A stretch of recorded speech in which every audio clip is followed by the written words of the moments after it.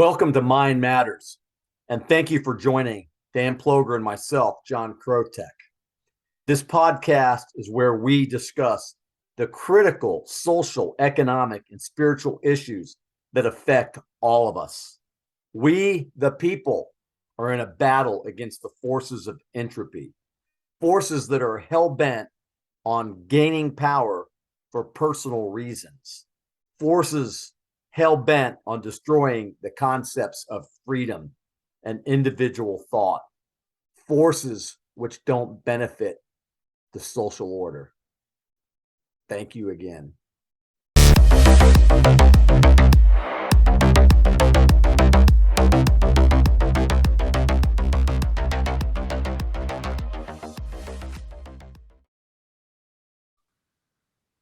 So here we are with an episode of Mind Matters that we probably needed to do before we did anything that's out there.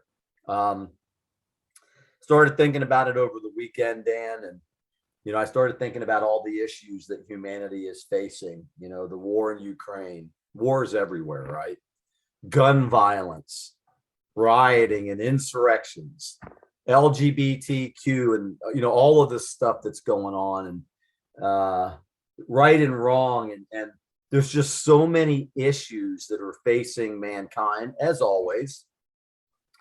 But I started to think there's a missing component to the knowledge of mankind, and I think it's foundational to those who are listening to this authentic conversation.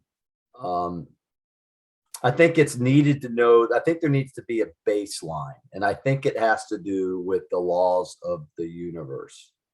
And one that you educated and schooled me on over the years, the second law of thermodynamics, and why these things are happening to humanity. And, you're an engineer and you're a smart guy, and the people who are listening are smart people. Can you school us and me again on the second law of thermodynamics and what it means and why humanity is facing the things that we are facing? I'm going mute. It's all on you, brother. And let's have a real lesson here. Well, let's see. It turns out, after all of the development over since about the 1750s of the sciences, one of the most important laws of the universe was discovered, and it was called the second law of thermodynamics. And basically, the second law of thermodynamics is what prevents there from being a perpetual motion machine. Basically, it says you cannot get energy for free. You have to expend energy to get energy. This law prevails. It's the only law that I know of that it covers the entire laws of physics as we know it, and is still applicable even after relativity and quantum mechanics and so on. But basically, it says that as things progress from, and this is not entirely accurate, but it's probably what people recognize, and it's okay to say it.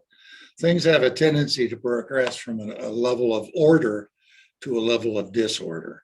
If I have a deck of cards, 52 cards all lined up, ace of spades all the way down to the king of clubs, that's a highly ordered deck.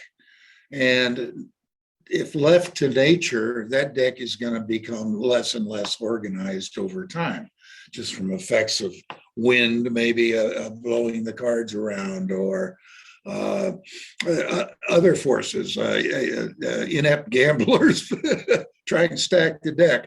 These are all things that tend to take away the level of order in a system.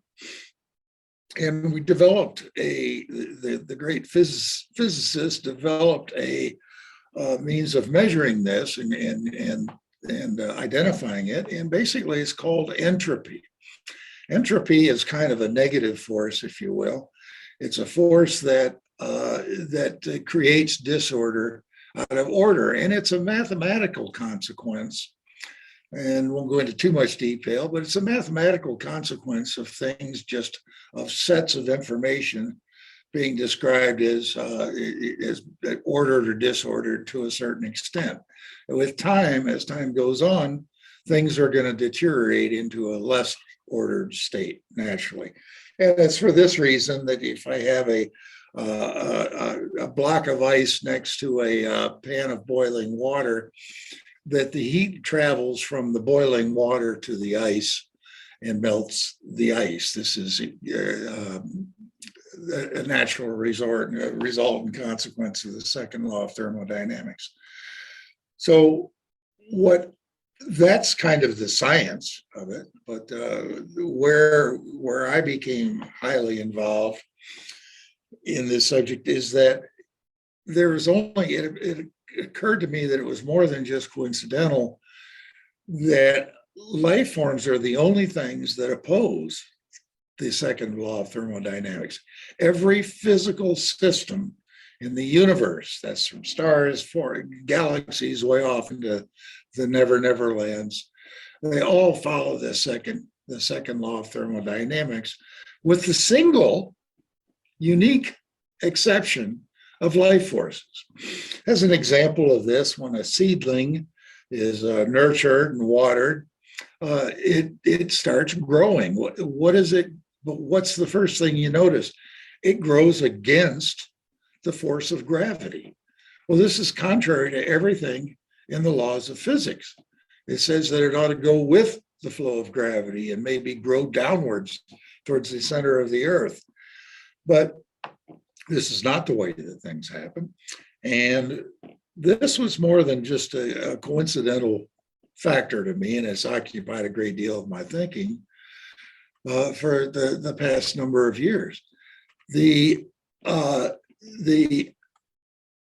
forces of entropy can be thought of as, again, forces of disorder, things that cause the world to mix up.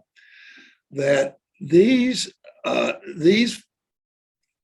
forces exist all around us, with the exception that life has an intent, which is an important word here, the intent to work against the second law of thermodynamics and against entropy. So in a sense, life is the anti-entropy.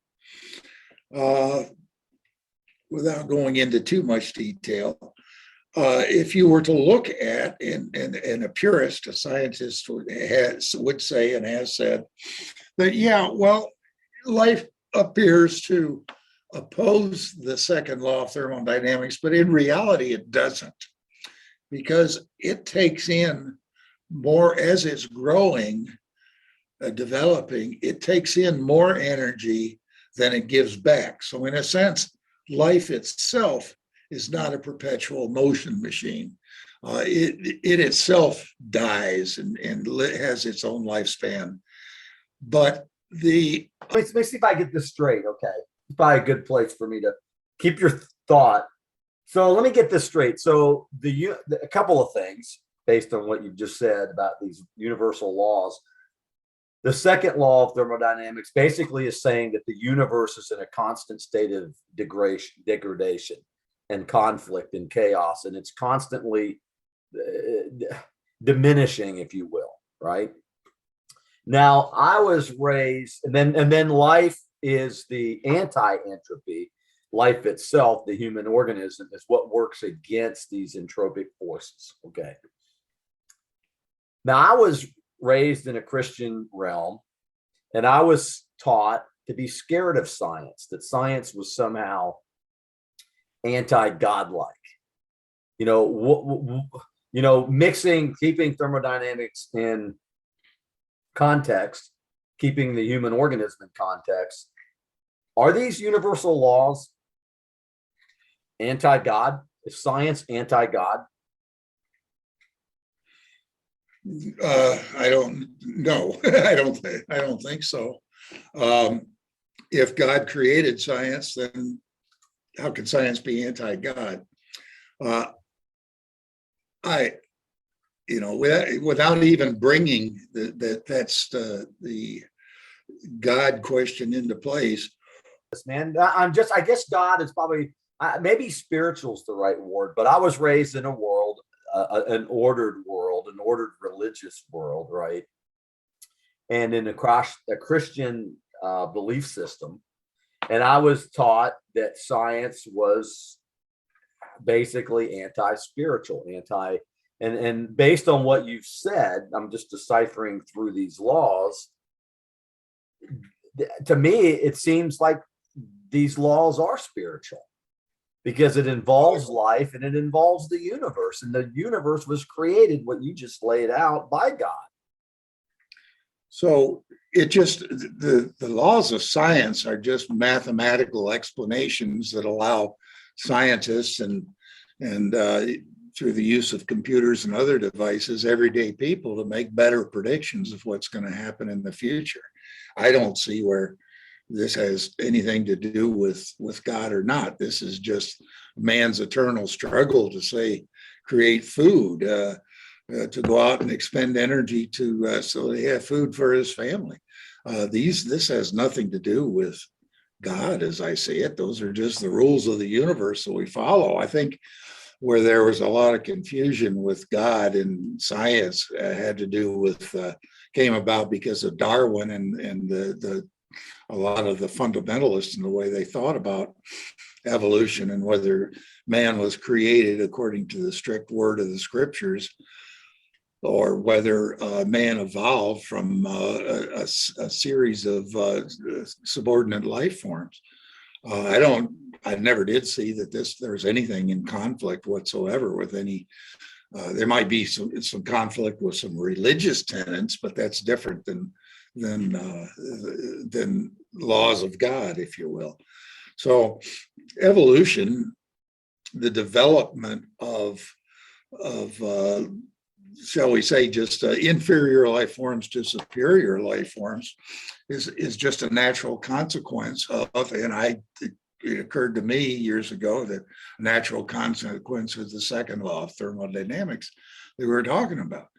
There's this world of entropy, which can be thought of as chaos or disorder, or things that are intended, that tend to attract our attention. And these are problems that need to be addressed and can be solved. And this is the role of not just man, but the role of life to solve these problems, to overcome. So we have in this universe a bunch of physical things that can be thought, well, really, there's two main forms of matter. One is matter itself, and the other is energy. And Einstein united these equations. Pardon me. United these equations with his famous E equals mc squared, and energy equals mass times the velocity of light squared, which ends up being a huge number, which is why atom bombs are so damn powerful. The scientists figured out how to get to that hidden energy that nature put in. That energy was put in to the uranium molecules during the formation of the universe. So this is energy that's been packed away, and man found a way to find it. But again, there's no free lunch. We can't, if we want to get so much energy out of something, we have to put a little bit more energy into it to get it, but it's still possible. So this is life has evolved as a natural consequence, as a natural antithesis, a natural anti-force to the rules, the laws of entropy. We are, when faced with a problem, an entropy, mankind or life, bacteria, this happens at bacterial level too, is forced to overcome, or attempts to overcome, these forces. In reality, if you look at it on a microscopic basis, does this bacterium consume more energy than it expels in the process of solving an entropic problem? The answer is yes, it does. So life itself, by itself, as individuals, is not perpetual, but life in the sense of, in the grand physics of things, life is a perpetual motion machine that will exist and continue to exist so long as the laws of physics exist, and specifically the second law of thermodynamics. So that, in a nutshell, is kind of where my thinking has led me, is that there's a missing element to the equation E equals mc squared, and that's E equals mc squared equals something else that again equals E at the beginning. So it's like it's a triangle. Right. There's a relationship between energy, mass, and life.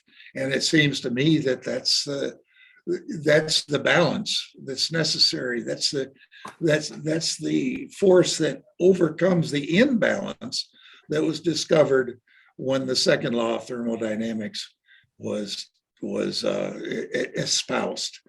And it's even more esoteric than that as we've gotten into information theory and discovered that really everything it can be thought of as information, that there comes a concept of in information theory that entropy, there is entropy as is defined in information theory and in physics, same definition, is a force,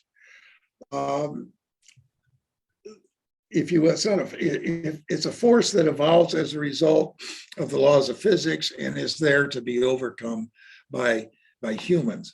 And entropy in the world of information theory, another word for that is surprise.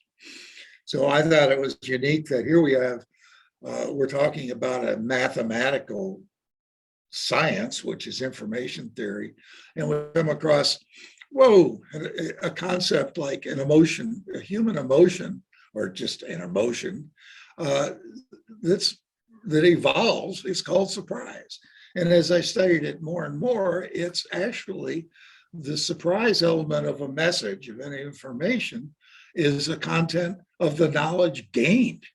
So this is surprise is the opposite of entropy, if you will.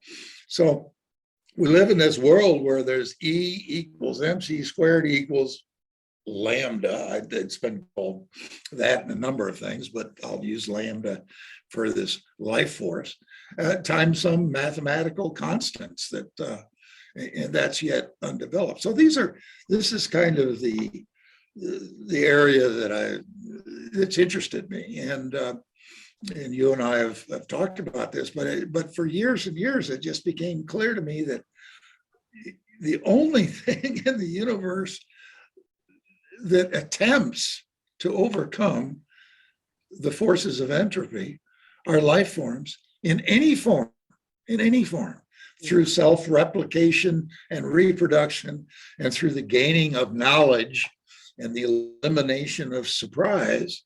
Evolution has evolved. So evolution is a result of the forces of entropy acting upon life. So I don't see how this can be considered how it can be considered anti-God or anti-anything. That's just the way it is. And it's not too difficult to, once you have a general understanding, to appreciate that, we keep thinking of ourselves as, well, we ask the question, are we alone in this universe? Well, of course we're not alone. We're going to find that life is not only found in other locations in the universe, it's ubiquitous. It's everywhere. And it's a natural consequence of the laws of physics. Yeah, you've raised a lot of deep concepts. And so let me try to wrap my arms around this. Okay, so we're talking about entropy. Okay, and entropy as a result of, well, entropy creates chaos and disorder, not only in the universe in a physical sense, but let's look at a human organism sense. So we've got these entropic forces.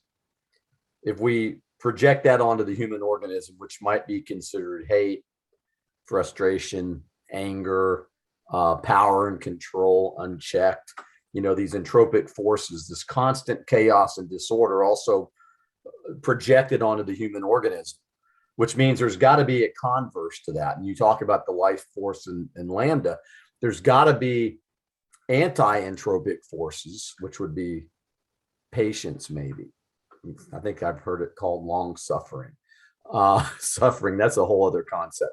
But, you know, and love and compassion and empathy. So it seems to me, and this is, you know, we would think about, you know, mankind would gain knowledge, and you look at some of these ancient civilizations that evaporated, right? We see their ruins around the world, but you would think that humankind in the 21st century would finally gain enough, or would have enough knowledge to understand that entropic forces are not good for humanity as a whole.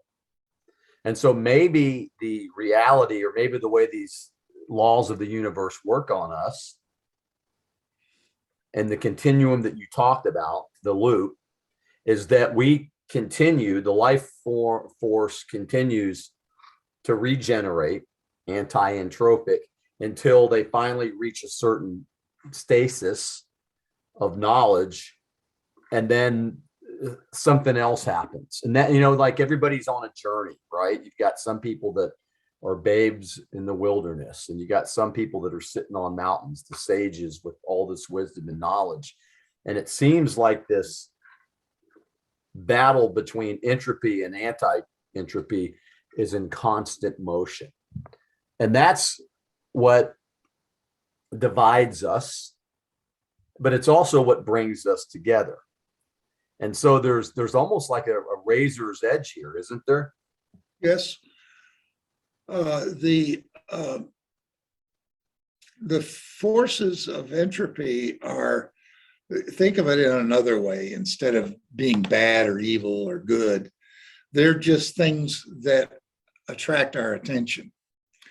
So we discovered many years ago that you could dig a ditch with a stick, or somebody discovered that if I get a piece of bronze and shape it with a blade a little bit and put that on the end of a stick, I can move 10 times as much earth with a given amount of energy as I could before.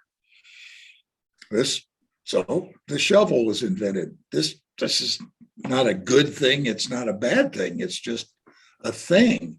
The idea that my people have been spending too much time digging their ditches to plant their wheat with sticks is just merely an obstacle, a piece of entropy that we discovered that if we put smart minds to it, we can figure out a way to make this more efficient. And ultimately, that desire to make the shovel has resulted in the invention of the horse pulling a plow to the tractor pulling a plow, and this just continues to evolve. But of course, as old entropies are solved, new ones evolve, and these are just new things for us to focus our attention on. And it's life as, again, thinking of life as a system of information. The information is contained in DNA, and the fact that DNA exists in every living thing is, again, not just an inconsequential observation. This is the hard drive. This is the RAM, the memory system. Our DNA is a memory system for nature, and so entropic forces are always going to exist, and it's and by nature. Of their nature, it attracts our attention and usually poses itself as a problem to be solved. We talked about a number of times before that the driving force of evolution is the desire to get better. And whoa, all of a sudden here we come up with another emotion like desire. Where'd that come from the world of physics? But the cheetah, who has been chasing the antelope for years and years and years, realizes that if he just goes a little bit faster, if he can just run a little bit faster, he's never going to be hungry again. It's this desire to improve that causes him to drive to his muscles and joints and everything to reconfigure in such a way that he's faster. And while a cheetah might be trying to get faster, the skunk might be trying to get stinkier, but they're still trying to accomplish their goals by overcoming these entropic forces that present themselves to them. So it's not, we got to be careful when we say good and bad. There's different solutions, and some solutions are certainly to solving the entropy are certainly superior to others by virtue of how you measure their destructiveness or how you measure their contributions or the amount of support they may get from living systems, but they just are. So this is just the state of events. There's no good, there's no bad. It's just, but entropy is what attracts our attention. Entropy is where knowledge is hidden. Entropy is where all living things, all things that try and seek knowledge are attracted to. And this is what drives, this is why we landed on the moon. It's these trying to overcome these entropies that exist and proving that we're capable of overcoming them. So it's not, gosh. Well, you know, that's an interesting observation, though, you made about how, you know, let's not, you know, good and bad is a perception based on the person that has the perception or whatever the event is or the incident or whatever. But you raised a good point that since entropy is always here and will continue to always be here, humans in their on their journey for existence, survival, are going to continue to improve upon systems and themselves until they overcome that entropy. But there's still going to be something else coming our way because that's the way the universe works. You know, it's interesting you say that. Exactly. It makes me realize or think about the next entropic force, which I think is the digital world, and we're seeing the entropic forces that play there, and I think that I think you said the word I can't think of what it is right now, but a reckoning. I think that with every entropic force, there's always a point of reckoning.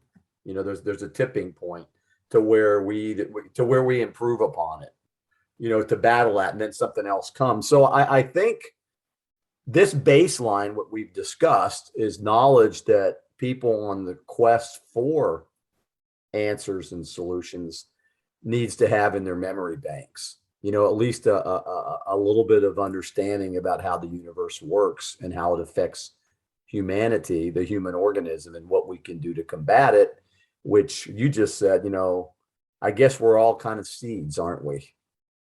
Yes. What role do we play? And we're certainly better than bacteria at overcoming a lot of problems that face us. I don't, you know, you'd never find a protozoa design a ladder, but it didn't take humanity too long to figure out how to design a ladder. So yeah, you know, we need to just look at our existence as we're just part of the system, and the system is designed to improve our position, our ability to manage unknowns. But of course, the philosophical observation from this is that once you solve one problem, it inevitably leads to another, a lot of times more interesting problem that demands your attention. And this is what keeps universities in business, is constant trying to solve the next big thing. And I don't really see that would ever end, or if it ever did end, that's another philosophical question. It would probably end in the opposite of the Big Bang. I don't know, the big suck or something. No, it could be.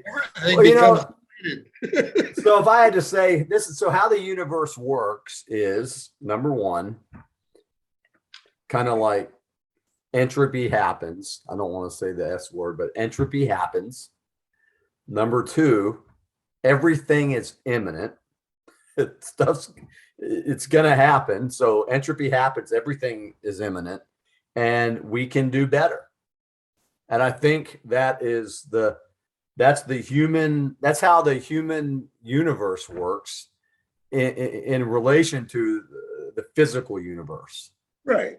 And where issues of good and bad become involved is, let's look at what we're going through now. There's with what some of the problems that we're facing with drug addiction and crime rates and these sort of things. These are entropies that exist, but there's more than one solution that people present. One solution might be to, well, let's give everybody freedom, let's give them freedom of speech and choice and let them live happy and fulfilling lives. Another solution is let's create this huge bureaucracy that manages and controls these people, so we've always got our finger in the dial. And so these are just two solutions to an entropic situation that, well, it can be argued here, maybe one of them's good and maybe one of them's bad. So this is where those type of discussions become involved. But we're still trying to create a world where there's peace and happiness and love throughout. And so how do you achieve that? What is the problem?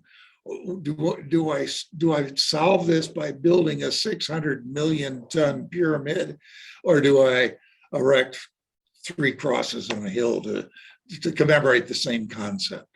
So, but I think out of all of this, I think that there's one maxim that holds true, and that's number 3. We can always do better. We can always improve. Exactly. And it's life's purpose. It's life's purpose to have the intent of improving, the intent of overcoming entropy. And here we are again. We started with just pure science, and we come across words like surprise, intent, or even getting to good and bad. So this is a very interesting and deep subject of which we have practically no knowledge. One reason is that any scientist who espouses what I espouse would be shunned. I'm not worried about being shunned as a scientist. I've established, I have credentials, but it's because you're not supposed to talk about things in science that has to do with spirit or intent or human emotions. These are things that are just, we know they're there, but nobody will talk about it. And I just always presented itself to me as something that's very interesting. And it is interesting. And, thanks for just, educating us about entropy and these laws of the universe, thermodynamics. One thing, for listeners, and whatever entropic forces that you're battling, whatever they are, because I think we all battle different ones at different times, collectively and individually. I think that, if we carry or have the mantra in our hearts that we can always do better, I think we have a chance. And, it's all about, I think that in humanity, hope and having faith and those things that we talk about at a higher conscious level, they all have their place in this battle against universal entropy. So any final thoughts, Dan, on entropy and what we can let the listeners know that they're not alone? I wish there were final thoughts, because it occupies my mind every day, and probably will continue to occupy my mind. But I just feel confident that if we look at the problem from this perspective, that we're a part of nature, we're a part of the physical system. We have a purpose in trying to overcome problems that are thrown our way. That, in a sense, to me, if you want to inject spirituality, is kind of a godliness thing to do good. Then, we've got a long way to go to understand what's going on. And then we have even a longer way to go to convince scientists that it's okay to talk about things like this. I agree. So thanks again, Dan. And just all you listening still with us, just remember your mind matters. Hopefully you'll use it. Thanks, Dan. Thanks, John. Thank you for joining us on another episode of Mind Matters. Use your critical thinking. Use logic and reason. Make your own determinations on the critical issues. Stay alert. Stay alive.